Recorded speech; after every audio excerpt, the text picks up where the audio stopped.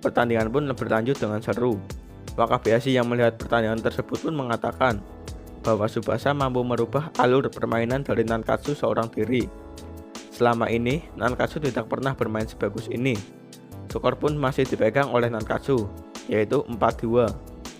Urabe mengatakan kepada timnya untuk menghentikan dribble Tsubasa, tetapi dengan mudahnya Tsubasa melewatinya. Tiba-tiba, Tsubasa dikepung oleh pemain Nishigaoka. Ia pun langsung memberikan umpan kepada Ishizaki. Dengan semangat yang dimiliki Ishizaki, akhirnya Ishizaki dapat menyundul bola tersebut dan masuk ke gawang. Ishizaki terlihat senang sekali. Itu karena dia bisa memasukkan bola untuk pertama kalinya. Pertandingan pun selesai dan Nankatsu berhasil menang melawan Nishigaoka. Berkat pertandingan ini, Roberto pun sudah paham dengan kemampuan mereka semua. Dan ia pun sudah tahu apa yang akan dia lakukan. Tetapi sebelum itu, Roberto akan mengajarkan mereka cara berteman dengan bola terlebih dahulu. Episode pun selesai.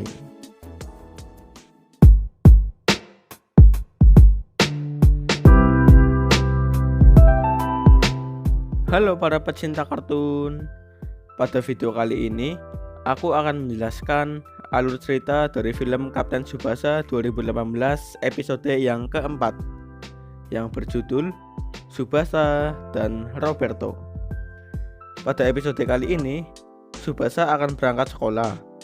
Roberto bilang jika ia akan menyusul Tsubasa nanti. Ia pun senang sekali karena Roberto akan menjadi pelatih. Seperti biasa, Tsubasa selalu membawa bola kemanapun ia pergi.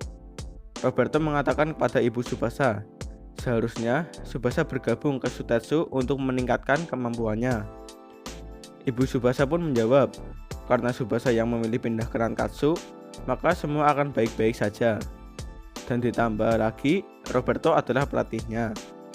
Roberto pun teringat ketika Tsubasa ingin melihat seragam tim Brasil miliknya. Ketika Roberto memakaikannya ke Tsubasa, Tsubasa terlihat senang sekali dan ia berkata jika ia akan menjadi pemain dunia. Scene berubah di mana kita diperlihatkan sekolah Nankatsu. Dengan bangganya, Ishizaki membicarakan mengenai klub sepak bola Nankatsu yang sudah berubah. Ia mengatakan jika 4-5 gol dicetak oleh Tsubasa ketika melawan Nishigaoka, dan satunya lagi dicetak oleh Ishizaki. Mereka semua pun sangat penasaran seperti apa anak yang bernama Tsubasa itu. Ishizaki juga mengatakan bahwa mantan pemain tim nasional Brasil, Roberto Hongo, akan melatihnya. Tiba-tiba, mereka pun melihat Tsubasa dari jendela. Mereka pun terkejut ketika melihat Tsubasa mendribel bola. Ishizaki pun menjelaskan, kemanapun Tsubasa pergi, ia selalu bermain bersama bolanya. Ishizaki pun menyapa Tsubasa dari atas. Ketika di kelasnya, Pak Guru memperkenalkan anak baru yang bernama Tsubasa Ozora. Pak Guru pun bertanya, mengapa kamu membawa sebuah bola? Tsubasa pun menjawab, dia adalah temanku. Ishizaki pun menjelaskan bahwa Tsubasa telah bergabung ke klub sepak bola Nankatsu, dan tim sepak bola Nankatsu akan berubah. Ishizaki pun menyuruh tim pemandu sorak untuk memberi semangat. Tiba-tiba, semua pun menjadi bersemangat. Karena pertandingan antar sekolah akan dimulai, semua ekskul olahraga terlihat bersemangat sekali. Contohnya adalah ekskul sepak bola, baseball, kendo, tenis lapangan, pingpong, voli, dan masih banyak ekskul olahraga lainnya. Dan pada tahun ini akan menjadi pertandingan antar sekolah yang ke-26 dan skornya masih seimbang, yaitu Sutetsu 12 dan Nankatsu 12. Tim pemandu sorak yang dipimpin oleh Anego pun terlihat bersemangat sekali. Scene berubah di rumah Tsubasa. Terlihat ibu Tsubasa sedang membersihkan kamar Roberto. Ia juga melihat baju Roberto yang digantung. Ketika jendela dibuka, kertas yang berada di meja tiba-tiba terjatuh terkena angin. Ibu Tsubasa pun melihatnya. Ternyata itu adalah surat dari rumah sakit. Ketika dibuka, ibu Tsubasa kaget. Ternyata Roberto mempunyai cedera di matanya. Scene berubah di mana Roberto baru saja keluar dari rumah sakit. Ketika berjalan, Roberto berbicara di dalam hati bahwa ia sudah mengirim surat kepada pelatih Juan mengenai pengundurannya di timnas Brasil. Walaupun Roberto sudah memeriksakan matanya di rumah sakit Jepang, sesuai yang Kapten Ozora perintahkan, tetapi hasilnya masih tetap saja. Ia takut jika kembali bermain sepak bola, ia akan berbenturan dan akan membuat matanya menjadi buta. Roberto juga berniat untuk tinggal sementara di Jepang. Dan jika Roberto harus kembali ke Brasil, maka dia tidak akan sendirian. Itu karena dia bertemu dengan seorang anak yang hebat, dan Roberto akan mengembangkannya. Dan orang tersebut bernama Tsubasa Ozora. Akhirnya, Roberto pun siap untuk melatih Tsubasa dan teman-temannya. Tsubasa pun langsung menendang bolanya untuk memberikan operan kepada Roberto.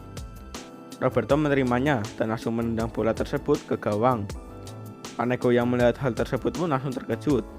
Akhirnya, mereka pun saling berkenalan. Dan Ishizaki menjelaskan bahwa Kaneko adalah tim pemandu sorak. Latihan pun akan segera dimulai.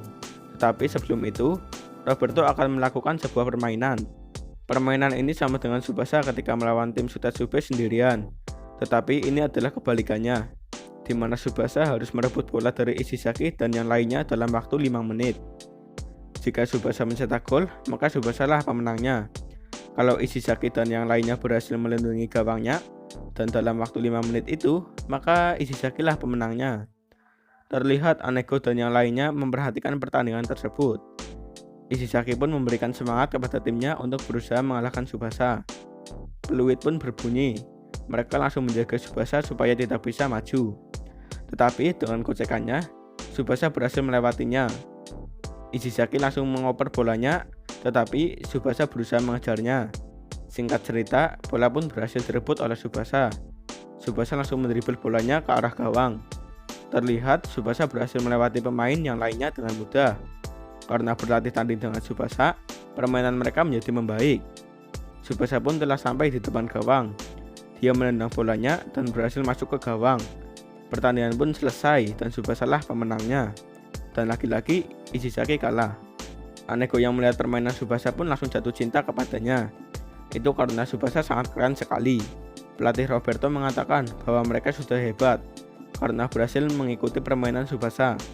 Dan mereka semua mulai hari ini harus mengikuti instruksi dari Roberto. Di sisi lain, Wakabayashi sedang berlatih menghalau tendangan.